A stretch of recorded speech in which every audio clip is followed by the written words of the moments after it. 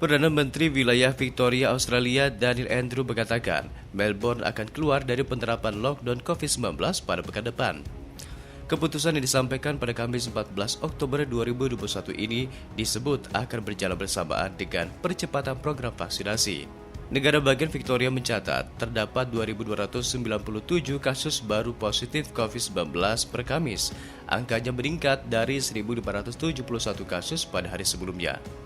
Bahkan jumlah ini menjadi yang tertinggi bagi negara bagian atau teritori Australia manapun sejak pandemi dimulai.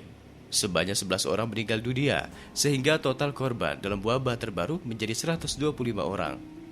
Namun lonjakan tersebut terjadi saat Victoria juga mendekati ambang 70% untuk vaksinasi dosis ganda di antara orang dewasa yang memenuhi syarat. Tingkat di mana pihak berwenang telah berjanji untuk mengakhiri pembatasan tinggal di rumah yang ketat. Awalnya target tersebut diharapkan terpenuhi pada 26 Oktober lalu, dan tingkat vaksinasi COVID-19 dilaporkan mencapai angka 62% pada Kamis 14 Oktober. Sebagian besar kasus baru dilaporkan tengah terdeteksi di Melbourne, Australia, namun jam malam di wilayah yang merupakan ibu kota negara bagian Victoria ini juga akan dicabut. Sementara bisnis dapat dibuka kembali dengan aturan jarak sosial yang ketat. Selain itu, sejumlah pengetatan akan dilonggarkan saat tingkat vaksinasi telah mencapai 80 hingga 90%.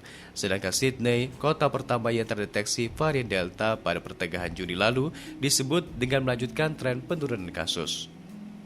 Sydney telah keluar dari penerapan lockdown sejak 11 Oktober, setelah warganya lebih dari 100 hari terperangkap di rumah. Sebelumnya, Sydney dan Melbourne disebut telah berencana untuk memulai hidup dengan pandemi COVID-19.